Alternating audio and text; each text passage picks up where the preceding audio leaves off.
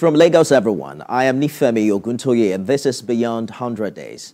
What a day it's been across the country. Let's begin with a review of what has happened as the much talked about nationwide protests commence. Contrary to the many appeals from the federal government for organizers to embrace dialogue, protesters hit major cities across the country today to protest against the rising cost of living in Nigeria. Recall that on Wednesday night, a court ordered that protesters in Abuja keep to the National Stadium, located in the city's outskirts.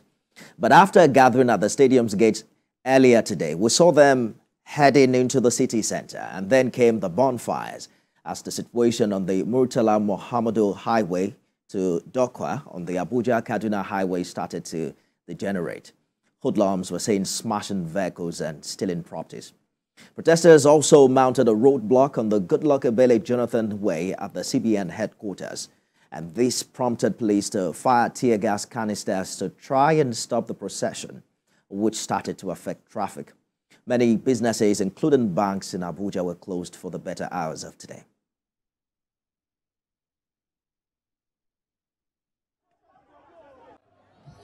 We are at the Murtala Mohammed Way, just by Duse Junction, and there is a crowd here protesting at the moment. Security forces are engaging with them to leave the streets and allow for flow of traffic. At the moment, they are giving little cooperation, or they are agreeing to leave the road, but it's a little rowdy. They are still in their numbers, trooping out of the Duse axis of the Tasha Gwari area also. At the moment, it's peaceful law enforcement agents, from what we can observe, doing their best to disperse this crowd that are protesting and brandishing placards against hardship. In Kano State, we saw perhaps the largest crowd so far. Nigerian police had to fire tear gas to try and disperse the people after protesters made bonfire right in front of the state governor's house. Nigeria's Minister of Communications, Innovation and Digital Economy, Bosun Tijani, expressed concerns earlier about the destruction of the Digital Innovation Park in Kano.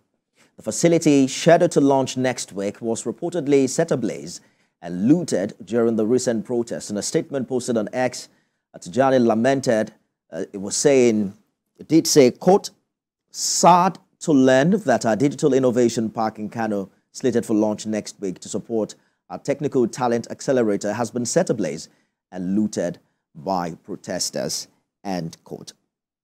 Our reporter in Kano was also attacked. We'll be talking to him later on in the course of this program. It was collectively decided that 24-hour curfew should be put in place in order to prevent further looting and vandalization of shops, mosques, public buildings, as well as indiscriminate killing and maiming of innocent citizens. I have therefore declared 24 hours curfew in the state with immediate effect.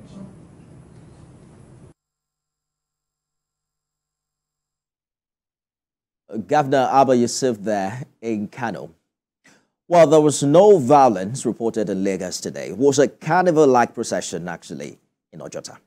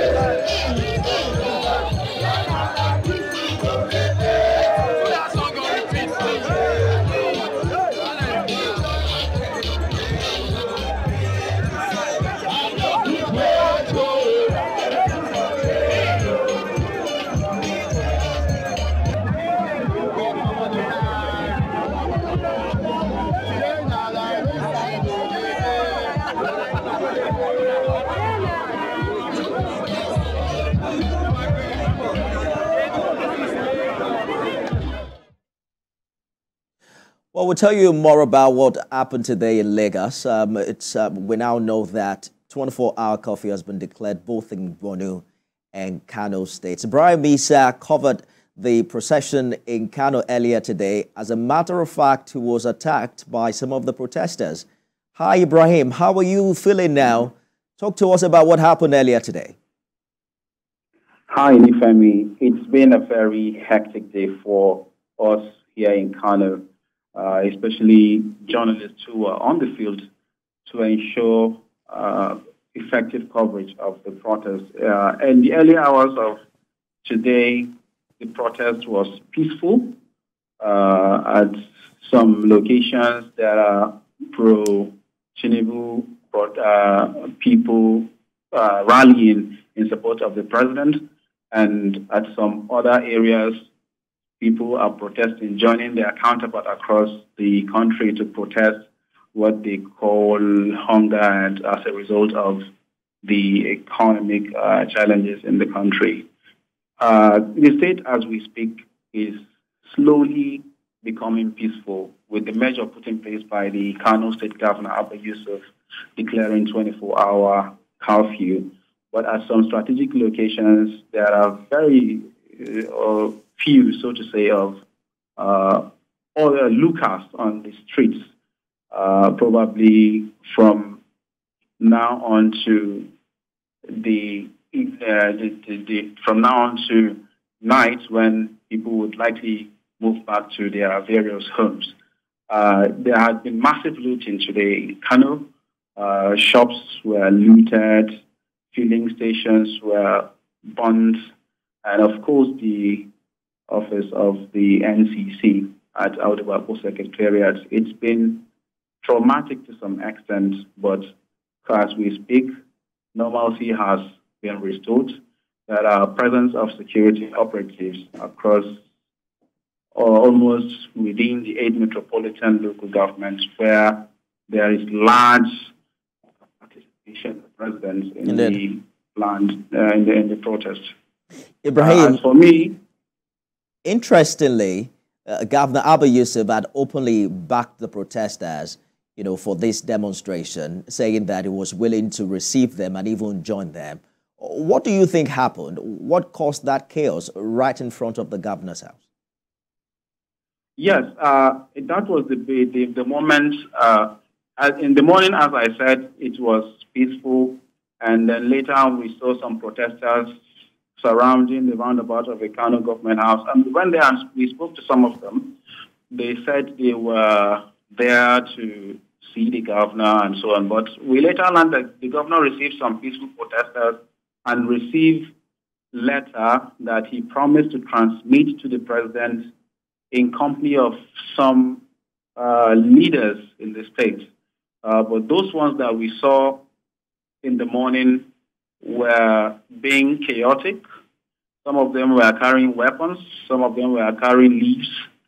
And they also even lit bonfire at the roundabout of the government house, creating tension across the environs. And some of them even looted some of the houses that are very close to the government house. We saw pictures of some carrying cement of some of the buildings that are under construction, which are almost nearby the government house.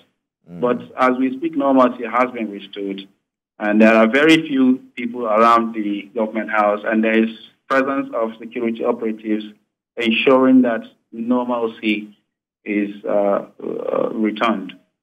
Ibrahim is live for us in Kano. Keep safe, and thank you for talking to us. It would seem that the 24-hour curfew declared in Kano has doused the tension, but how is the police reacting? We spoke with the police force PRO, Muyiwa Adejobi, who says protesters will not be allowed to take over Abuja and other states.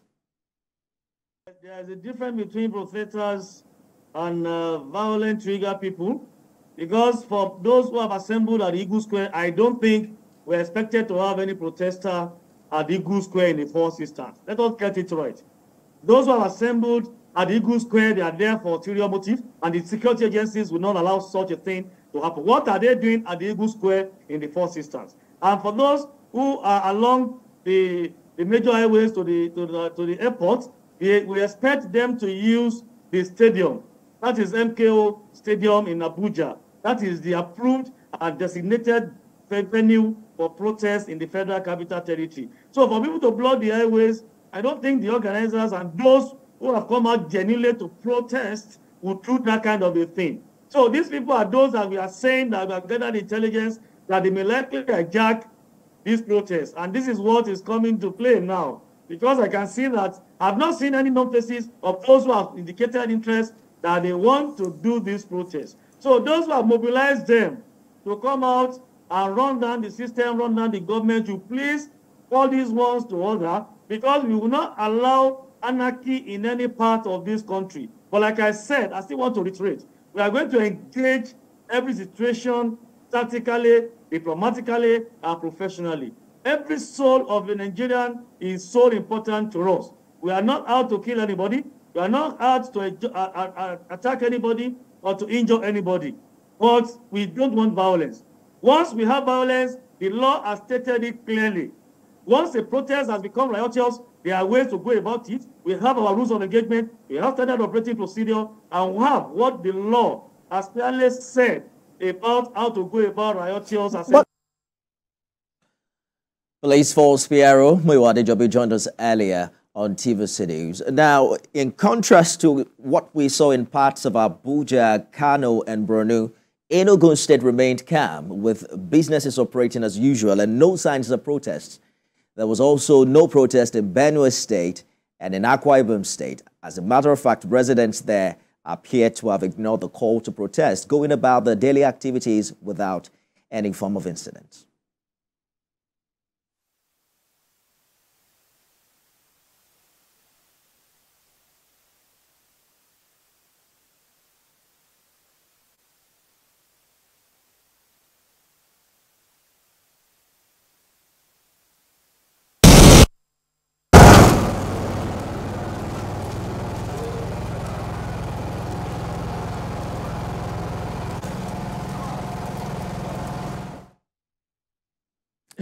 So it was a football session there, right, in Akwa Ibom State. Let's turn out to Nasarawa State, where residents of Lafia turned out in their numbers along the Shandam Road to join the nationwide protest to demand for good governance in the country. The protest began at about 12:30 in the afternoon after a heavy downpour earlier in the day. The protesters want a reversal of some economic policies that are perceived to have brought hardship to the people.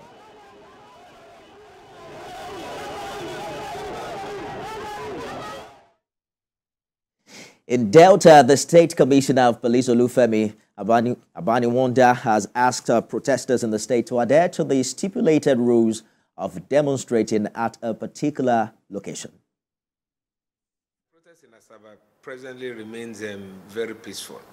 But what is worrying for us is the uncoordinated nature and the refusal of the organizers of this protest to abide by simple rules and the laws of the land. The law says that they should converge at a point. What we have seen are different groups. At the last count, 5 different uncoordinated groups. And this might lead to a breakdown of law and order. So our appeal is simply to the organizers and to the protesters: abide by the rules, play by the laws of the land, and converge in a place and ensure that your protest, which is constitutionally guaranteed, remains peaceful. Let's return to Abuja, where Joke Adisa is standing by. Joke, talk to us about the areas you visited today and what you saw happen.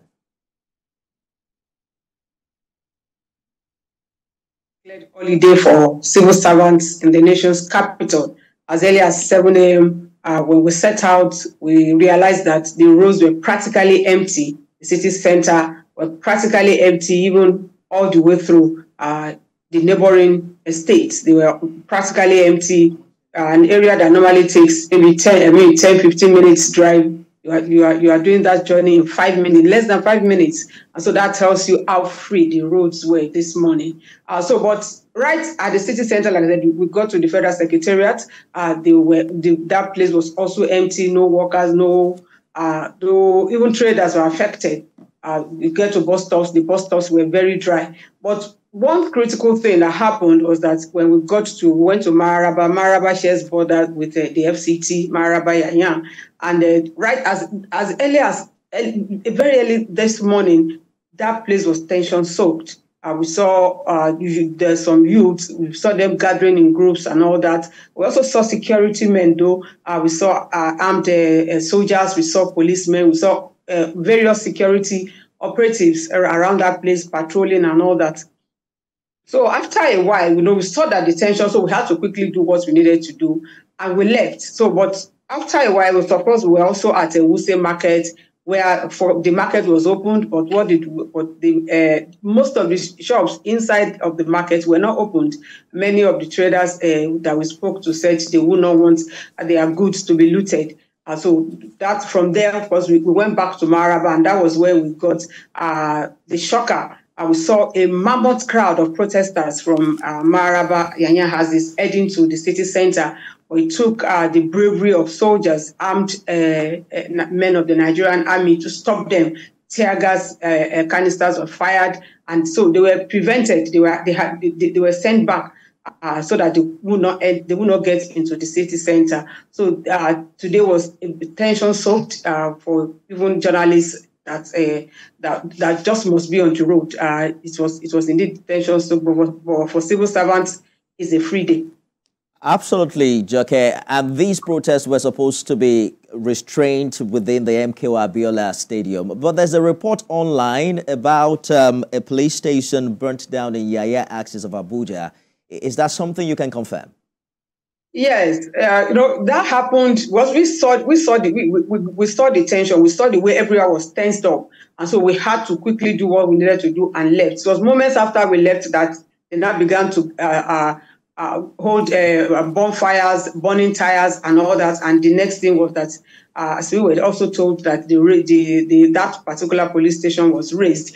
Some other people were also killed, as we learned. But and I think that this is what the government has been saying. Even those that were even genuinely for the protest, the fear really has been it not been hijacked, and that is what we have seen today. If you go through from Gwarin Park Kubwa to Azuba, it was people died there today. The so-called protesters, they took to stealing and harassing people, vandalizing of cars and breaking down cars and all that. So even one of our colleagues also fell victim in the course of duty. So I think I don't know. Security personnel, our security operatives sure have a lot on their hands. They have a lot to do to ensure that, because I do know that those genuinely for the protest are not the ones that resorted to vandalism and harassment and stealing and all that. So the security operatives sure have a lot to do to ensure that this protest, of course, does not get more than what we have seen today. Has there been any reaction yet from the FCT minister as regards what happened today? Well, for now, I'm sure all reports, of course, will be on his table for now, and I'm sure he will still be collecting inputs from the fields, and at the appropriate time, he sure would make his voice known. And don't also forget that the police, the police especially, is the one that should be in charge of internal security, and glad that TVC was able to speak with the PPRO of the police, and he has also been able, because I'm sure they're also collating and they're also strategizing to ensure that things do not get out of hand. Jacquard is live for us in Abuja. Thank you for the updates there. Let's turn now to Gombe State, where protests for good governance, which started peacefully with a procession through major streets in the state, turned violent. The police, in its efforts to handle the situation, fired tear gas at the crowd to disperse the protesters. There was also a report of bonfire on major roads in Gombe, destroying billboards and other infrastructure. Earlier, the Commissioner of Police, as well as the Director of DSS, had dialogued with the protesters who had promised to remain peaceful after stating their grievances. The system in which government imply upon us is ineffective and it is very harmful to us. What we need is, we need a new strategy, we need a new system of government that will be very effective to us, that we will know we have some people who are there in the arms of power that are. Well, in a dramatic turn of events, we hear that protesters in Gombe surprisingly returned looted items to the police. We'll bring you details of that development subsequently. In Nasarawa State, residents of Lafia turned out in their numbers as well along the Shandam Road to join the nationwide protest to demand for good governance in the country. The protest began at 12:30 in the afternoon after some downpour, and they also are asking for a reversal of some economic policies that they perceive to have brought hardship to the people.